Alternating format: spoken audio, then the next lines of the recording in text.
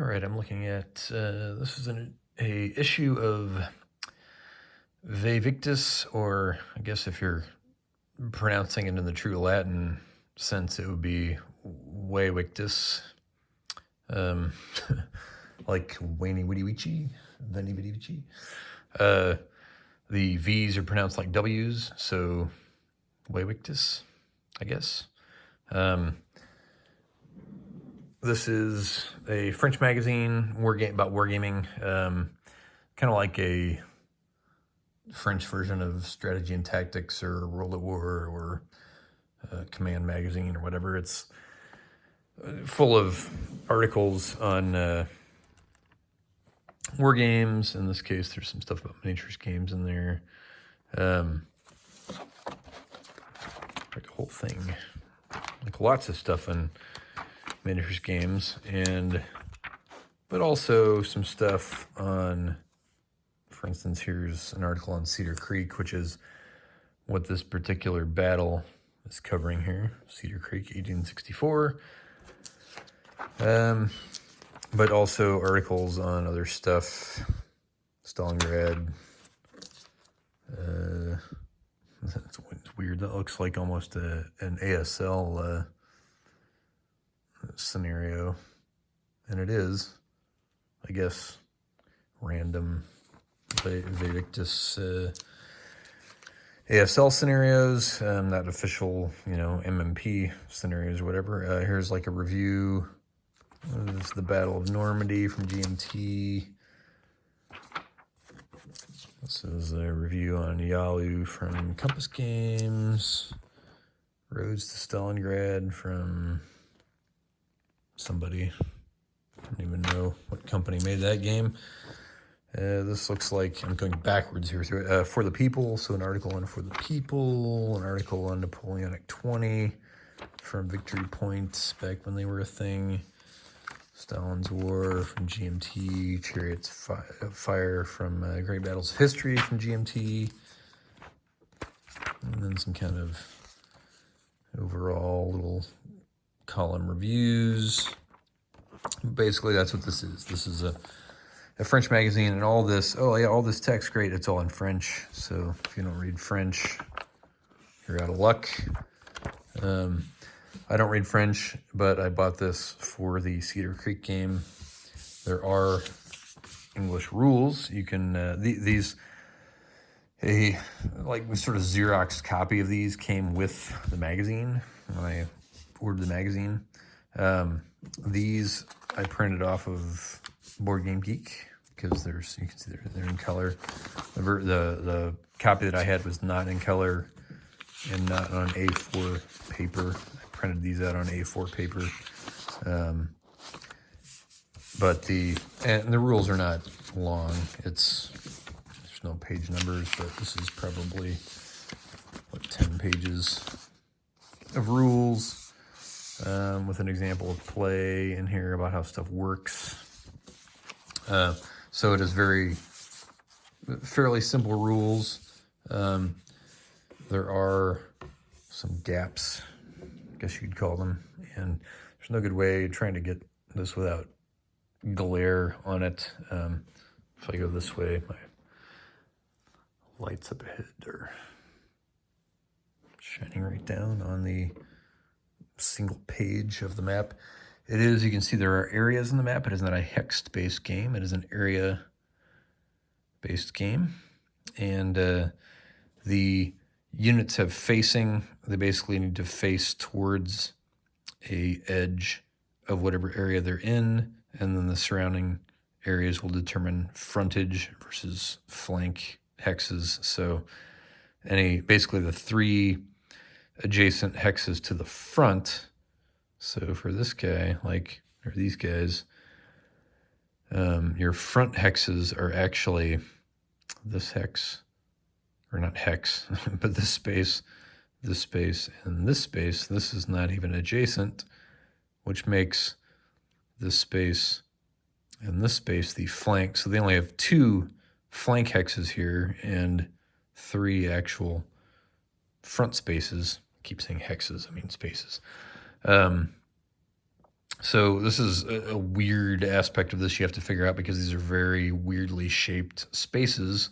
So just figuring out what your front spaces are is a challenge.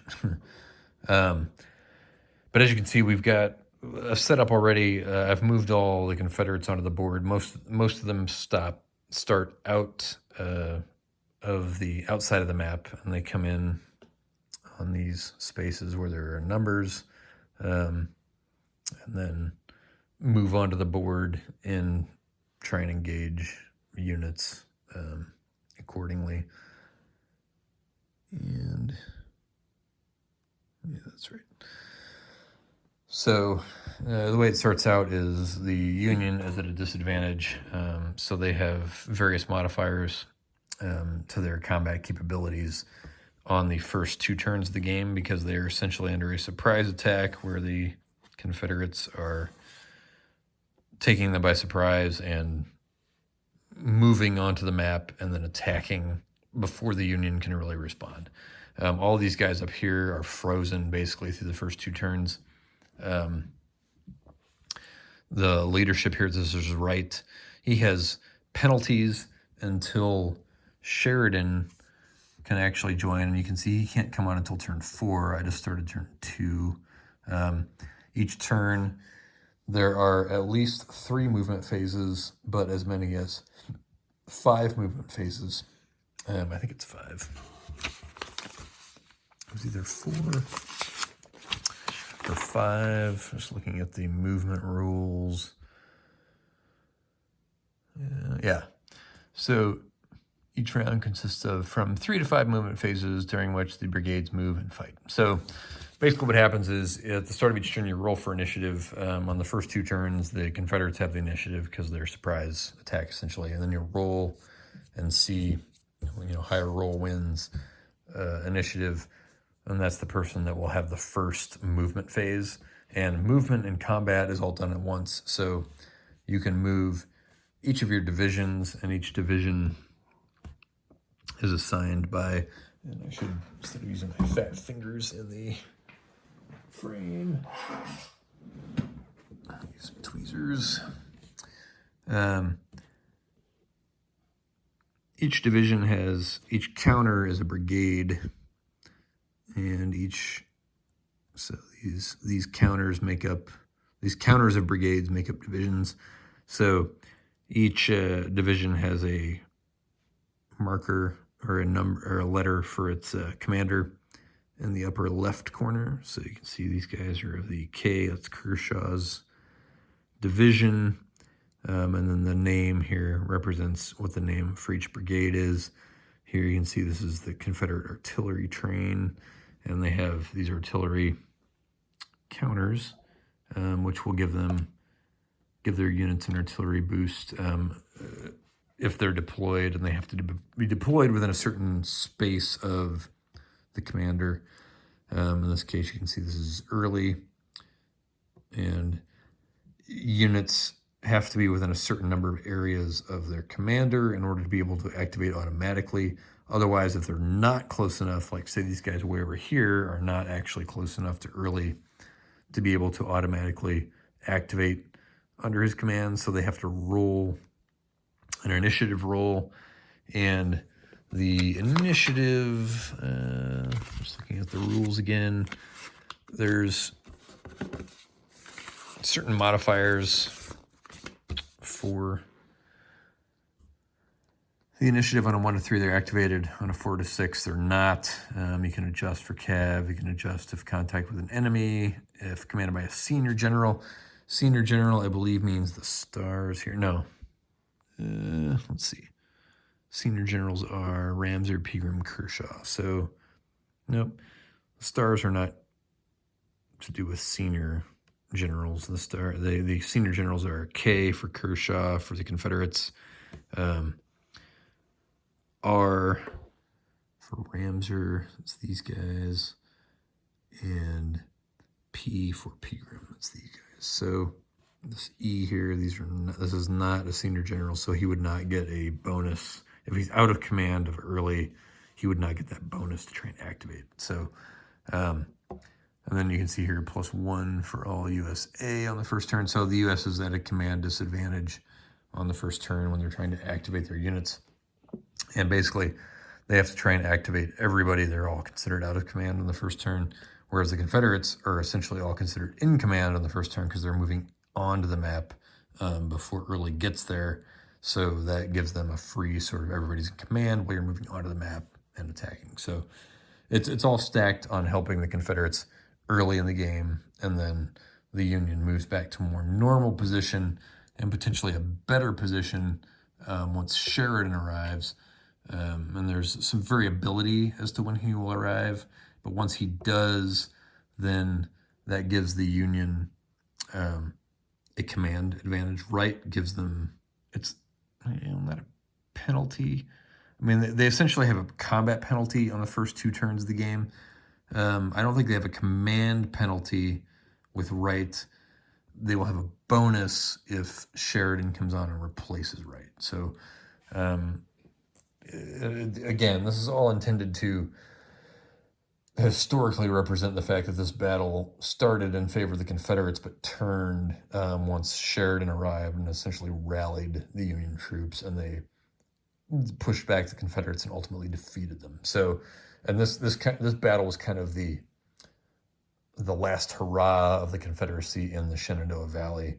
And after this battle, the Confederates were never able to project any force in the Shenandoah Valley in the war, and so it kind of essentially ended the fighting for the Shenandoah Valley in the Civil War. And at that point, everything was on Lee's Army of Northern Virginia and the siege of Petersburg, and whether the Confederacy could hold out, break out, potentially change the course of the war somewhere other than the Shenandoah. So that's what these rules are intended to replicate, which is the Confederates have an early advantage. If they cannot press it and take advantage of it, then the odds start to stack against them that the Union can push them back. So, hence the combat variables and the addition later in later turns of Union advantages, Union cavalry appearing.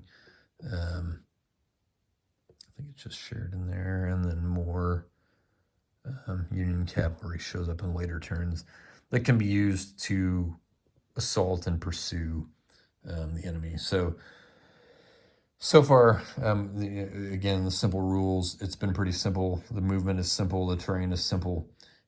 What's not great is just well, first of all, the components. You have to make these counters yourself.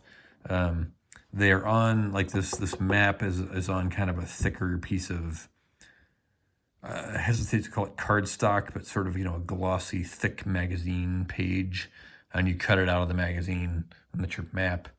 And then the counters are printed on the same type of material that this map is printed on, and they are a page that you have to cut out. And I want to say they had, like, some other stuff from the magazine on the other side of the page. It wasn't even the fact that they were, like, these counters are not double-sided. Well, some of them are double-sided. But you had to, like, where the counters were double-sided, they were double-sided. Where they weren't, I want to say there was like an ad or something on the other side of the page that the counters were on. So it was like, is this right? So you have to, because when you're double-siding homemade counters, you are pasting the front of the counters to some cardstock and the back of the counters to some cardstock. And I used, these came out with fairly decent thickness. I used, I think, like maybe 3 pages of cardstock there, and then pasted each side, accordingly to the cardstock, and then cut it out. So there are double-sided counters. I mean, you have 1 on one side, 2 on the other. But all this was glued together essentially. I made these counters. So this is not what you get in the game. You have a front and a back side of your counters, and you have to do some construction and put them together yourself. So there's that component limitation. There's obviously these English translation of the French rules. that you have, and some stuff is not super clear, and things that would ordinarily be on a player aid. You've got reference tables here, like, oh, here's when you would, what the differences are on the turns, in terms of what reinforcements have, what when people arrive, Sheridan arrives conditionally, retreat possible, reinforcements, activation. There's activation penalties or bonuses on the different turns. Here's your combat modifiers. And so one thing that's not clear, it mentions that the guys with stars on them, oh, they have a command bonus. Well, what does command bonus mean? Does that mean they have a bonus when they're looking to see if they're in command, which is what I initially thought? No, it doesn't say it anywhere else except what that means, except for right here on this listing, +1 for command bonus once, which means the command bonus means the star. There's nowhere else in the rules that it actually tells you what this is until you look here and what the combat modifiers are. And there's nowhere that these combat modifiers are listed. There's no player aid chart. There's no player aid card. It's not on the map. You got to look in the rules to see what these bonuses are. Same thing, the terrain bonuses for combat. You have to look under here. If you're looking under other modifiers for combat, terrain bonuses are only listed right here. It's the only place. You gotta page through them in the rules. It's not on a player aid chart. It's not on the map somewhere. You got to dig it into the rules. And so that's the drawback of this sort of magazine game with a translation of rules, is that there's no easy place where these are located for you to find. You gotta think, when you're fighting, like, hey, this terrain means stuff. And there is a couple of little images. There's nothing on the map, but there's a couple little images at the end of the rules on different types of terrain with the French words for what they are on them. You have to say, well, hey, is there a bonus for defenders that are defending in woods? Because I see woods under there's trees. Is there a defense? Is there a bonus for defenders that are being, at some different level of terrain? Clearly, these different shades of stuff mean, elevation levels. Does that mean something? Well, it's not going to tell you here. You have to go back to, you have to find it deep in the rules. Oh, hey, terrain. It talks about terrain under other modifiers for combat. So you just have to know that. You have to remember that when you're fighting. Like, oh, it's not on a table. It's not on a chart somewhere. I got to find it in the rules, and the rules will tell me somewhere that terrain, these different terrain things might have a different effect on the battle. So again, this is all just what you have to deal with when you're talking about a magazine game as tiny as this, with translated rules. But there are not a lot of simulations of the Battle of Cedar Creek. So if you want to fight the Battle of Cedar Creek, you have this and, hell, I don't know, maybe some old Command game or maybe an old S&T game that covers Cedar Creek. I don't know where else to go. So this is from 2010. So more modern versions of Vae Victis have actual punchable, like die cut counters. You don't have to make your own. So this is just an artifact. The making your own counters is an artifact of an older, a decade old era of Vae Victis. They actually have an imprint. I've got a couple of other games sitting out here that are, like folio games, not magazine games. This was part of the magazine. The magazine is its own thing.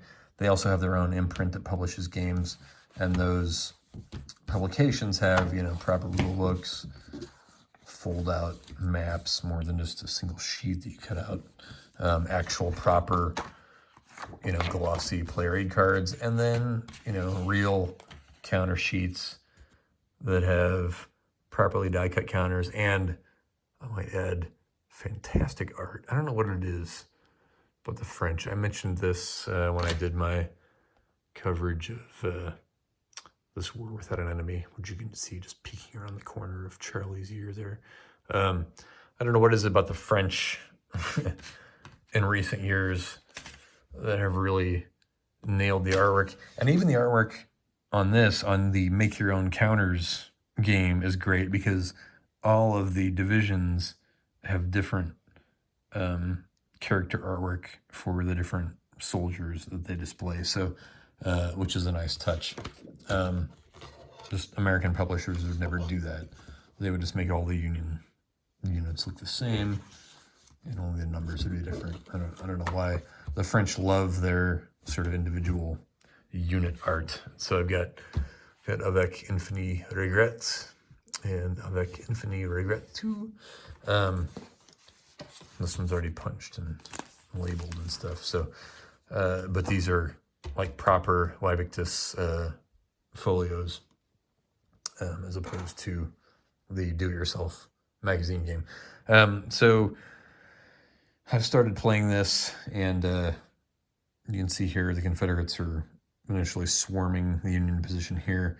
I have to get my artillery deployed, and I wanted to move the artillery closer to more of the Confederate units, especially these guys over here, so I can kind of disperse the artillery amongst the Confederate units, because it is one disadvantage the Confederates have in this is any unit that has a number in the lower right corner, that's either artillery, if it's a number, or if you see the S here, that's sharpshooters, which give them kind of a combat bonus. All of the Union units have that lower right corner number. These guys don't. Most of them do, which means that they have some integrated artillery in their divisions/brigades. None of the Confederate units have that.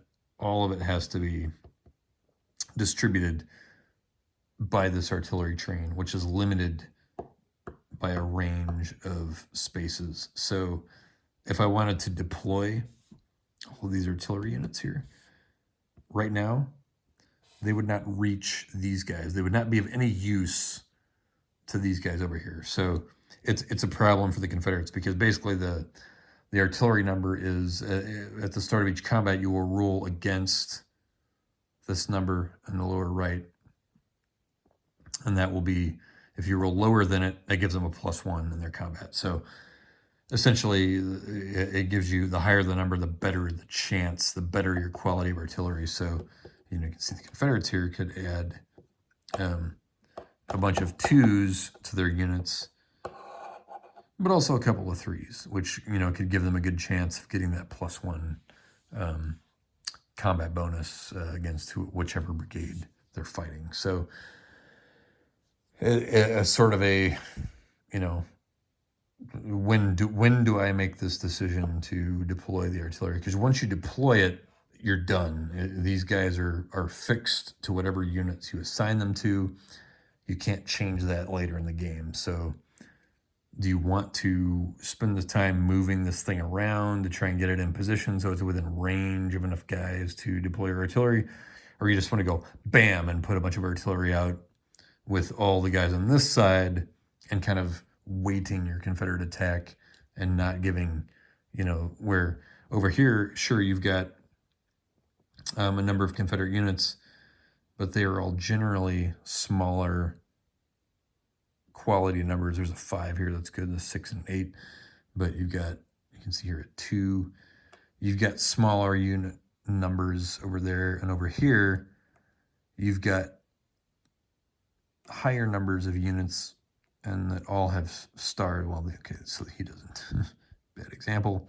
There's another 3, but you've got more stars to deploy over there than you do over here.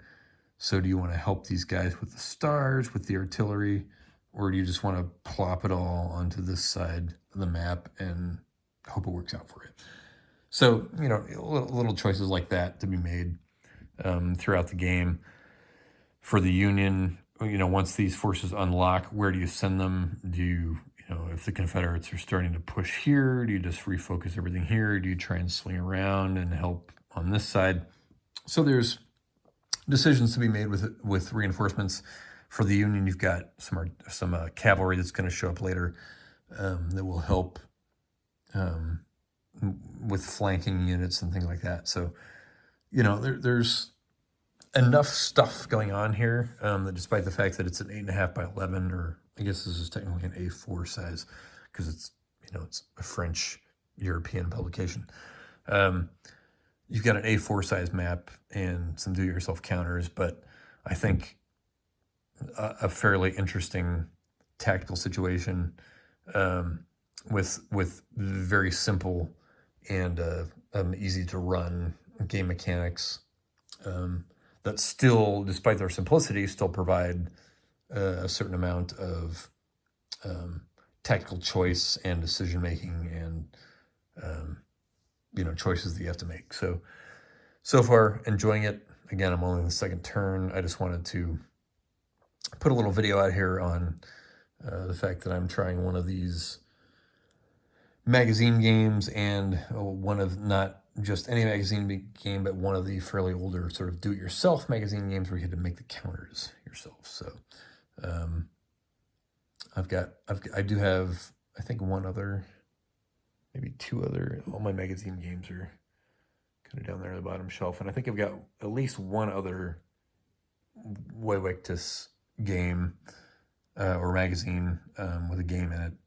I think it's Marlatour from the Franco-Prussian War. That may be the only other one that I have, but there's lots of them. I mean, there's I don't know how many. This is issue 94 as of 2010, and I think it's maybe quarterly. It's either biannually or quarterly. Certainly not monthly or something like that. It's a couple times, at least several times a year, probably. So there's a lot out there. And, you know, I don't know the quality of everything game to game, but at least from an art standpoint, I can tell you it is better than anything that Decision Games puts out, which is, you know, like the most bland and boring art possible. The games for this magazine always have at least interesting art. It may not be good, but it is always interesting. And you certainly can't say that for strategy and tactics, Decision Games stuff, or World at War, or I forget what their other magazine imprints are, but all super boring graphics and generally uninspired game design. Whereas this stuff at least is pretty to look at, and you know, the games may be hit or miss. I don't know enough to make a evaluation one way or the other. I can say this one is interesting and more engaging than any of the DG strategy and tactics titles that I played, but you know, I don't want to say Vae Victis is just automatically better than strategy and tactics, but it's certainly on a par, and the graphic design is going to be better. So anyway, just a quick look at Cedar Creek 1864. I don't know if I'll come back and do a recap once I'm done with this.